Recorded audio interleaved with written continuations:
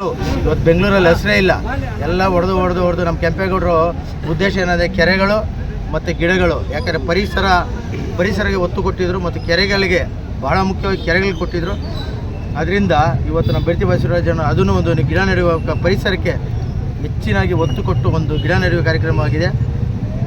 ಏನು ಈ ಕೆಂಪೇಗೌಡ ಜಯಂತಿ ಪ್ರಯುಕ್ತ ತುಂಬ ನಮ್ಮ ಸಂಘದ ವತಿಯಿಂದ ಎಲ್ಲ ಅದ್ದೂರಿಯಾಗಿ ನೆರವೇರಿತು.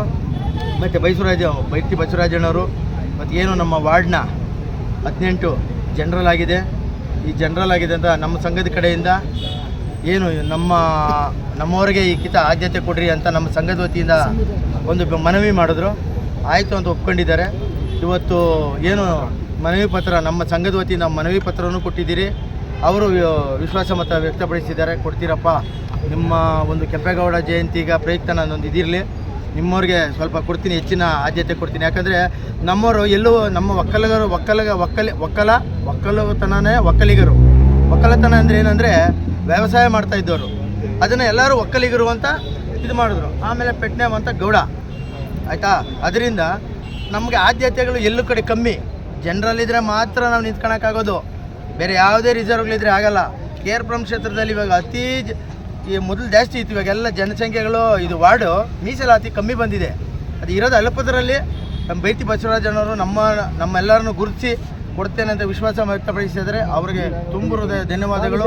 ಮತ್ತು ಏನು ಈಗ ಎಲ್ಲ ನಮ್ಮ ಬೆಂಗಳೂರಲ್ಲಿ ಆದ್ಯಂತ ಎಲ್ಲ ವಾರ್ಡ್ಗಳಲ್ಲೂ ಕೆಂಪೇಗೌಡ ಜಯಂತಿ ಅದ್ದೂರಿಯಾಗಿ ಮಾಡ್ತಾ ಇದ್ದಾರೆ. ಇದೇ ಥರ ಮುಂದೇನು ನಮ್ಮ ಕೆಂಪೇಗೌಡರು ಏನು ಗೌಡರಿಗೆ ಒಕ್ಕಲಿಗರಿಗೆ ಸೀಮಿತ ಅಲ್ಲ, ಎಲ್ಲ ಜನಾಂಗದವ್ರಿಗೂ ಅವರು ಸೀಮಿತ.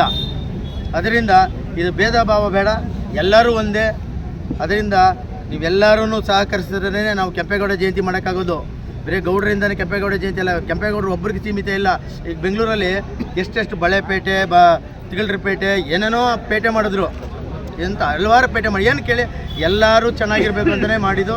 ಅದರಿಂದ ಎಲ್ಲರೂ ಕೈ ಜೋಡಿಸೋಣ, ಎಲ್ಲರೂ ಕೆಂಪೇಗೌಡ ಜಯಂತಿ ಆಚರಿಸೋಣ ಒಂದು ನಾಡ ಹಬ್ಬ ಆಗಿ. ಮತ್ತು ಮುಂದಿನ ದಿನಗಳಲ್ಲಿ ಇದು ಗೌರ್ಮೆಂಟ್ ಲೀವ್ ಥರ ಮಾಡಬೇಕು. ಗೌರ್ಮೆಂಟ್ ಲೀವ್ ಥರ ಮಾಡಿದ್ರೆ ಅದು ಎಲ್ಲರೂ ಏನು ಒಂದು ಆಚರಿಸೋಕ್ಕೆ ಎಲ್ಲ. ಯಾಕಂದರೆ ಈ ಟೈಮಲ್ಲಿ ಕೆಲಸಗಳಿದ್ದರೆ ಜನಸಂಖ್ಯೆ ಕಮ್ಮಿ ಆಗ್ತಾಯಿದೆ. ಅದರಿಂದ ಈ ದಿನ ದಯಮಾಡಿ ನಮ್ಮ DK ಶಿವಕುಮಾರ್ ಅವರು ಮುಖ್ಯಮಂತ್ರಿ ಆಗಿದ್ದಾರೆ, ಅವ್ರಿಗೊಂದು ಮನವಿ ನಮ್ಮ ಸಂಘದ ಕಡೆಯಿಂದ, ನಮ್ಮ ಸಂಘ ಅಂತಲ್ಲ ನಮ್ಮ ಜನಾಂಗದ ಕಡೆಯಿಂದ ಒಂದು ಮನವಿ. ಇವತ್ತು ರಜೆ ಘೋಷಣೆ ಮಾಡಬೇಕು. ಮುಂದಿನ ವರ್ಷ ಈ ಒಂದು ಕೆಂಪೇಗೌಡ ಜಯಂತಿಗೆ ಗೌರ್ಮೆಂಟ್ ಲೀವ್ ಏನು ರಜಾ ದಿನ ಅಂತ ಘೋಷಣೆ ಮಾಡಬೇಕಾಗಿ ನಮ್ಮೆಲ್ಲರ ಒಕ್ಕಲಿಗರ ಪರವಾಗಿ ನನ್ನ ಮನವಿ. ತುಂಬ ಹೃದಯ ವಂದನೆಗಳು DK ಶಿವಕುಮಾರ್. ಮೊದಲನೇಗೆ ನಮ್ಮ ಈ ತಾನೇ ನೆರವೇರಿಸ್ಕೊಟ್ಟಂಥ ಬೆಳ್ತಿ ಬಸವರಾಜಣ್ಣವ್ರಿಗೆ ತುಂಬ ಹೃದಯ ಧನ್ಯವಾದಗಳು. ಜೈ ಹಿಂದ್, ಜೈ ಕರ್ನಾಟಕ, ಜೈ ಕೆಂಪೇಗೌಡ.